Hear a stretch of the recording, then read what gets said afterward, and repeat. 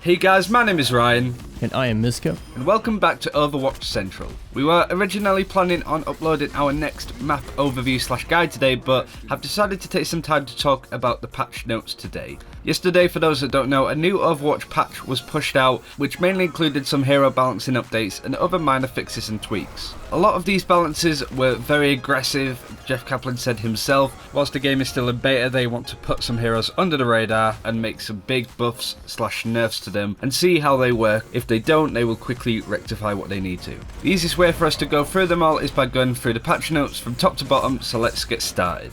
The payload speed has been upped when there's 1 or 2 people on the payload. The max speed is still the same. This means that attacking on payload and hybrid maps have been made just a little bit easier.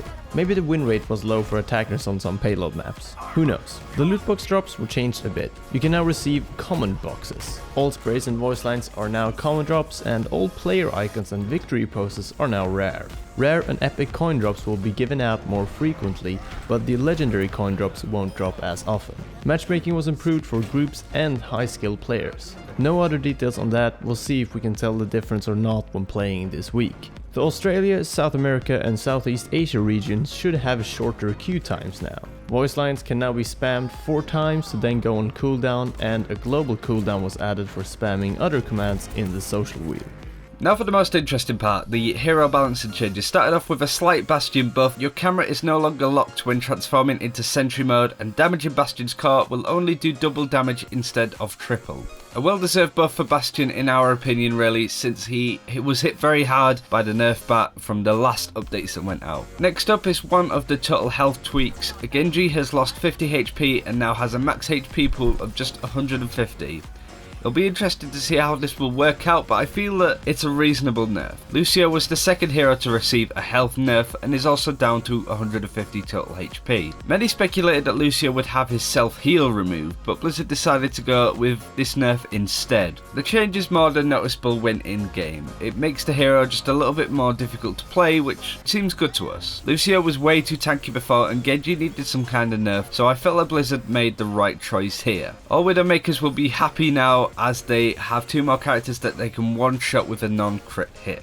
Junkrat is the next hero on the list. His Riptire got its health buffed from 50 to 150 HP and now has a decreased damage falloff, meaning that the Riptire can take more damage and also deals more damage. This might seem crazy, but if you manage to take the Riptire out before it is detonated, it doesn't actually explode.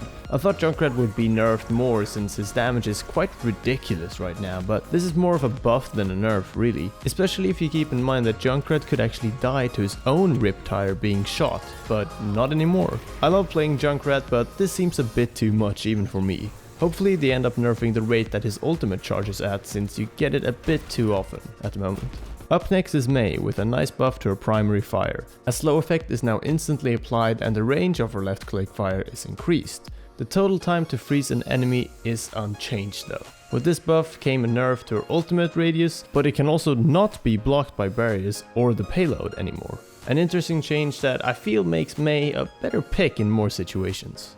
The Mercy Souls are back. You can now fly to the souls of fallen allies using Guardian Angel. This was taken out in the last patch but is now back in. We felt Mercy definitely needed this after her ultimate radius was nerfed that came with the phase 2 of beta. Winston's barrier was nerfed from 1000 HP to 600 HP, along with the cooldown now starting after the barrier has been destroyed or has timed out. Winston seemed a bit too strong before, so this nerf is definitely justified. It'll be interesting to see how this affects Winston's performance in future stuff. Zarya's projected barrier duration was decreased from 4 seconds to 2. Zarya's self-shield or particle barrier now has the same duration as the projected one. It did feel a bit weird and crazy to wait 4 seconds to try and kill a Reaper with a Zarya shield in on close quarters. Zarya was already a very versatile hero, so I'm very happy with this nerf, even though I've started playing more there recently. And last on the list of hero changes is Zenyatta. You now get a notification when the Discord or Harmony orb returns to you. If, for example, a discarded Tracer recalls or Reaper Ray forms, you'll be informed when you get the Discord orb back,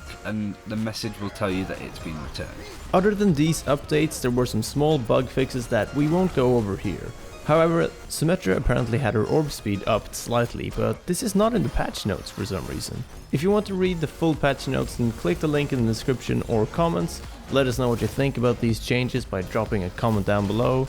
Earlier today I also saw someone pointing out that we are now more than halfway from the start of the beta to the game's release. It's been 18 weeks since the first beta invite wave, believe it or not, and it's only 16 weeks left until the end of spring 2016.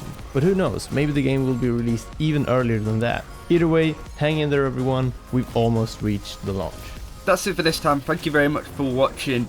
We may do a video in a couple of days or a week going over what we feel about these patches now that we've had a good amount of time to play them. So far they look okay, but we haven't had the time to play a lot of Lucio or Genji for example, so we will let you know how these heroes feel in the future. Be sure to subscribe for more Overwatch content like this video if you want to see more videos like it, going over patch notes as and when they come out. And until next time, take care and we will see you then.